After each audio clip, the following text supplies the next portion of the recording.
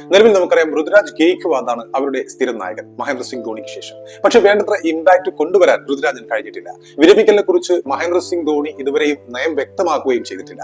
അപ്പോൾ അതിനൊപ്പം ധോണി കൂടി കളിക്കുകയാണെങ്കിൽ, അടുത്ത സീസണിലും കളിക്കുകയാണെങ്കിൽ സഞ്ജു വിക്കറ്റ് കീപ്പർ ആവുമോ എന്ന ചോദ്യവും പ്രസക്തമാണ്. രാജസ്ഥാൻ റോയൽസ് സഞ്ജുവിന് പകരം റിയാൻ പരാഗിനെ അടുത്ത സീസണിൽ പുതിയ സ്ഥിരം ക്യാപ്റ്റനായി നിയമിക്കാനാണ് സാധ്യത. കഴിഞ്ഞ സീസണിൽ പരിക്ക് കാരണം സഞ്ജു ഒരുപാട് മത്സരങ്ങളിൽ പുറത്തിരുന്നപ്പോൾ ടീമിനെ പകരം നയിച്ചത് റിയാൻ പരാഗാണ്. അദ്ദേഹം താരതമ്യേന കുഴപ്പമില്ലാത്ത രീതിയിൽ നയിക്കുകയും ചെയ്തു. ആഭ്യന്തര ക്രിക്കറ്റിൽ അസം ടീമിന്റെ ക്യാപ്റ്റൻ കൂടിയാണ് റിയാൻ പരാഗ്. 2021 മുതൽ IPL-ൽ റോയൽസിനെ നയിച്ചുകൊണ്ടിരിക്കുകയായിരുന്നു സഞ്ജു സാംസൺ.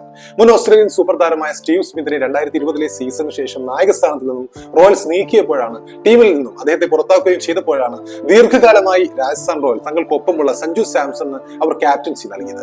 2022-ൽ ടീമിനെ റണ്ണറപ്പാക്കിയ അദ്ദേഹം ടീം മാനേജ്മെന്റ് തന്നിൽ അർപ്പിച്ച വിശ്വാസം കാക്കുകയും ചെയ്യുകയുണ്ടായി. 2023-ൽ നേരിയ വ്യത്യാസത്തിലാണ് പ്ലേ ഓഫ് ബർത്ത് നഷ്ടമായത്. 2024-ൽ സഞ്ജുവിന് കീഴിൽ റോയൽസ് വീണ്ടും പ്ലേ ഓഫിൽ കളിക്കുകയുണ്ടായി. പക്ഷേ കഴിഞ്ഞ സീസൺ, ഈ സമാപിച്ച സീസണിൽ ടീമിന് 9ാം സ്ഥാനം കൊണ്ട് തൃപ്തിപ്പെടേണ്ടി വരികയായിരുന്നു.